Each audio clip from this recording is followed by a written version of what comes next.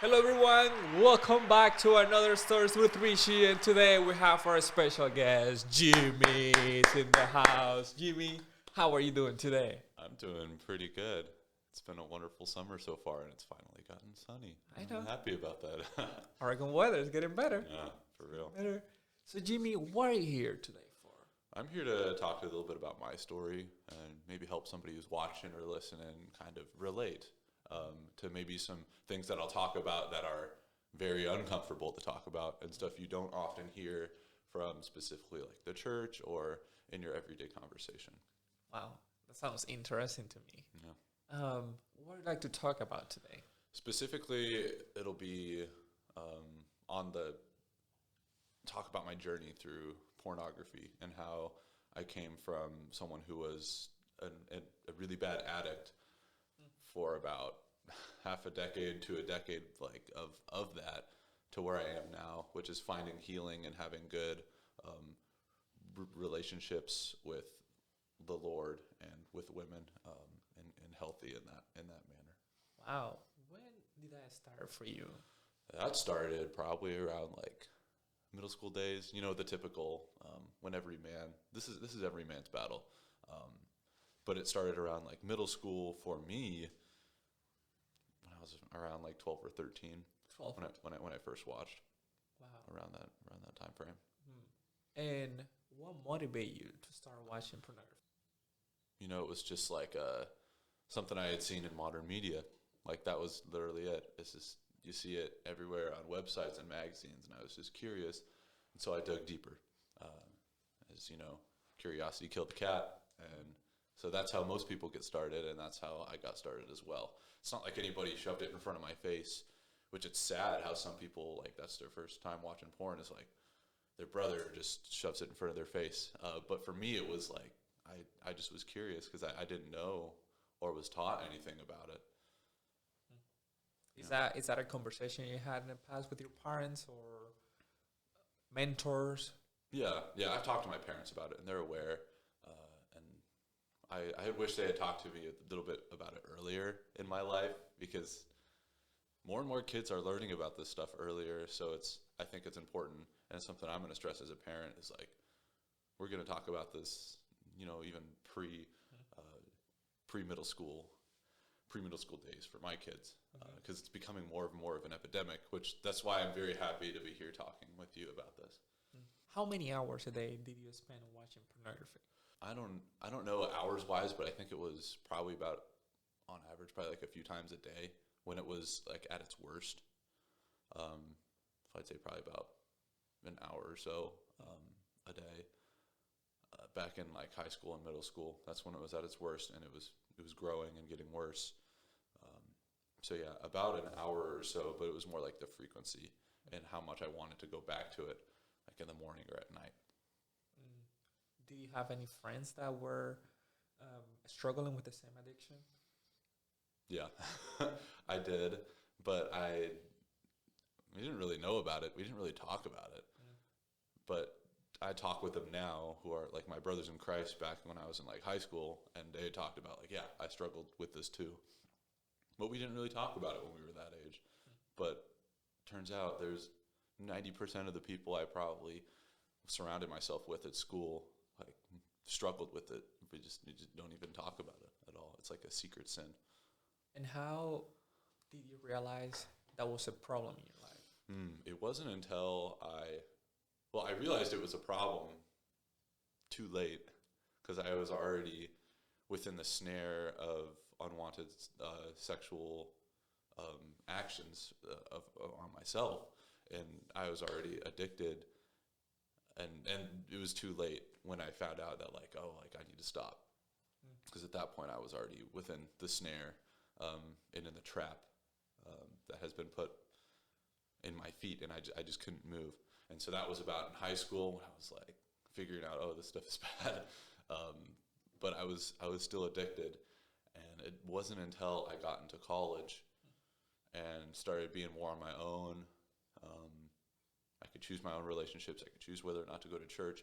I could choose whether or not I wanted to address this issue of porn that was like such a big problem in my life that one day I had be like sometime between freshman and sophomore year, I went and asked one of my friends who was like a year or two older than me, and asked him to become my mentor.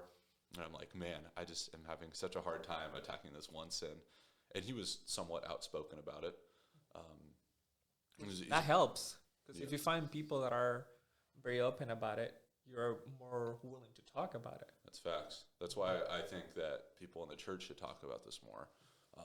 People in small groups should talk about this more instead of like this taboo that we just only talk about like in very, very intimate like conversations, one-on-one and stuff, where it's everyone struggles with it. Like, why are we treating it like he who must not be named? You know.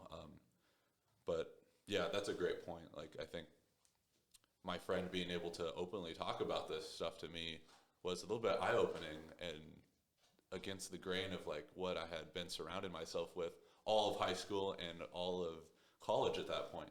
So I come up to him and ask him to be my mentor and that I needed some help, which was a great first step.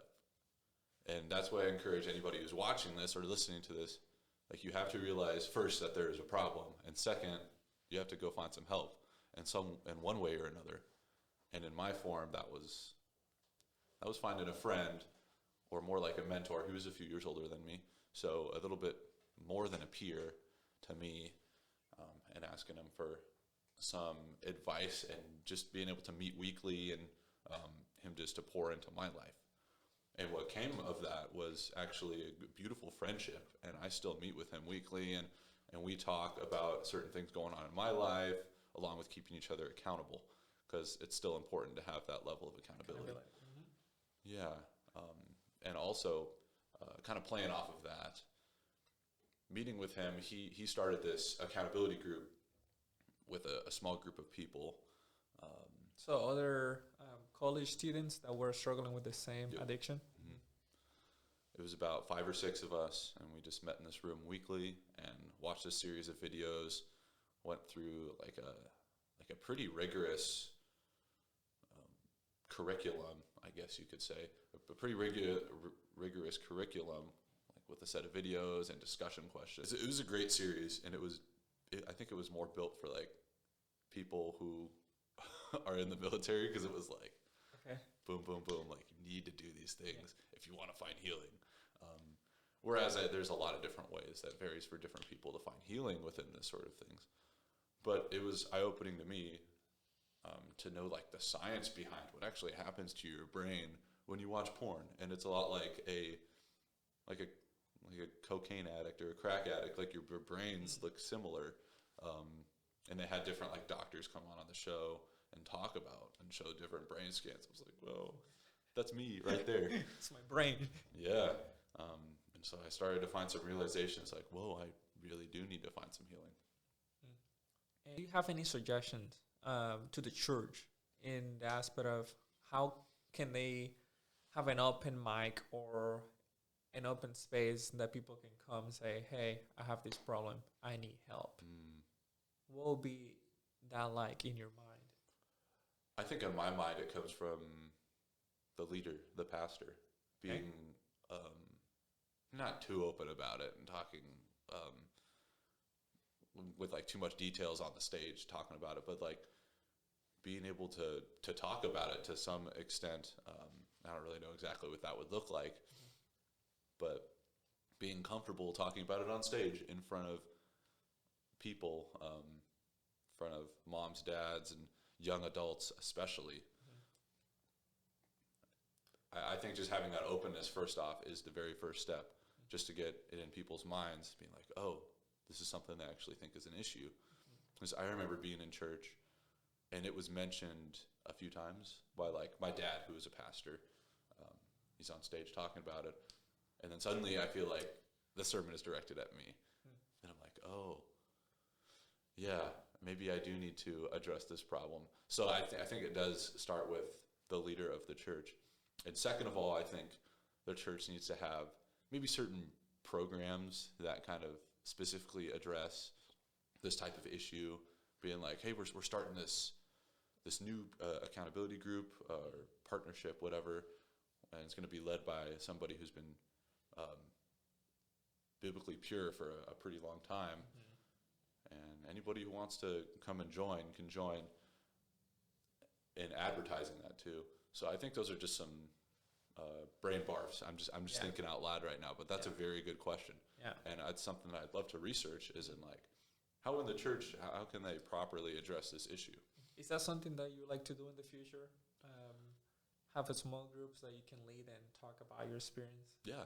I definitely think that's one of my dreams, is being able to talk about my experience and how it's affected and destroyed a lot of my relationships and negatively affected relationships in my family as well, along with Tell my me friends. more about that. Yeah. So I had a few girlfriends in high school, and it just was very negative. It had a very negative effect on them and my view of them, because I watched so much porn in high school. Specifically, just didn't look at my girlfriend or just any women in general as like a child of God, and a daughter of the Lord. It wasn't that at all. I was looking at them more of like itemizing in a way, and just with more lust than anything, which totally destroys the concrete fact that men and women are made in the image of God. And the fact that I watched so much porn just destroyed my perception of that, specifically towards women. So it ended up destroying some of my relationships. And some of them in college too. In college as I well? would say, yeah. Yeah, just it kept on looking at women like in impure ways until I really started to address the issue. Where are you at right now? What is your view of women right now? It's what I'm trying to think about right now is like, everybody's made in the image of God, and she is a daughter of the Lord and made in the image of God, and she's also like somebody else's daughter, like physically. And he loves her very much. And I don't think he would enjoy like me looking at her the way that I'm looking at her, or thinking about her or treating her. It's just more out of respect and more out of love and biblical love, because that's the way that God designed it. And what will be your last advice to those people that are watching you right now and they've been struggling with pornography for a long time, maybe the same as you, and they don't know where to start? What will be your last advice for them? These are some things that I've been learning within like this year. You get into a lot of these accountability groups with big curriculums, but it all really whittles down to two things, and two things alone that has really worked for me and worked for a ton of other people. The number one thing is, it really just comes down to a choice. Like, you are given the choice every day to not watch porn. Like, you are not chained and bound down to porn. Like, as a Christian, assuming that this viewer is a Christ-following Christian who's looking to escape their sin. You are not controlled by sin. You don't have to be, because of Christ's sacrifice on the cross. And that's biblical. You can see in 1 Corinthians 10:13, God is faithful and will not let you be tempted beyond your ability, but with the temptation, he will also provide the way of escape, that you may be able to endure it. So in every single circumstance, the Lord is giving you a chance to escape. And that should be a ray of hope in your heart, knowing that in that moment where you have to make a choice, there is a choice, and it's up to you. So it really is up to you on whether you want to commit your sin or not. So it really is a choice every day. What if they feel hopeless and they feel there is no way out of it? Because you felt that way. Yeah, I did. And that kind of gets us into the second point, where you have to really realize the power of the gospel. And this is an idea that seems kind of silly, but has been really helping me. And it was a sermon I watched by Paris Whitehead about a year ago or so. You have to picture yourself on the backside of the cross with Jesus. Like physically, like during his crucifixion, yourself on the backside of the cross with the nails going through his hands and into yours, knowing that your sin is dead as well, like, and dead and gone. You don't have the choice. You have the choice to not commit your sin. Like I said earlier from 1 Corinthians 10:13, there is a way of escape, and that is because of Christ's death on the cross. And you were right there with him. If you're a believer, you were right there with him. So your sin is dead and gone, all on Christ. So if you can like picture that on your brain, knowing that you died, resurrected, like your sin, like spiritually, like I wasn't physically there, but your sin spiritually died, went into the ground, and was resurrected with Christ. That's where I am. So you have to realize that there is hope, knowing that you are crucified with Christ and you don't have to commit that sin anymore. You are not bound to it. But for somebody who feels like they're bound to it, that's where grace and grace abounds. I think every time that I was told by, I think this is kind of like a separate vein of like, what happens when you feel like you're lost and you feel like you'll never get over this sin ever again. I was talking to my pastor back when I was struggling back at like the beginning of college before I started meeting with my mentor. It's like, hey, like I'm still struggling with this. And he told me that every time I fell to pornography, just go in your Bible and read Romans 8, specifically like the first 5 verses or so, which definitely stress like the grace of God. Therefore, there is no condemnation under those who are in Christ Jesus. So every time, it's powerful. Yeah, every time you watch porn or masturbate or whatever, and you know you commit that sin, and you're just feeling like dead, and you feel hopeless, go back to that verse and just remember the grace of God and Him looking at you with love after you ask for forgiveness. You don't have to feel like God is shaming you or is looking down upon you with hate, because He's not, because it says it right there in Romans 8. So that was a big step for me, realizing even though I failed, God is still merciful. Just go back to Romans 8 every time you feel like that you've lost the battle and you'll never win again. Wow. Thank you so much, Jimmy. And we will see you guys next time. Thank you for watching. We'll see you again in the next video. This has been Stories with Richi.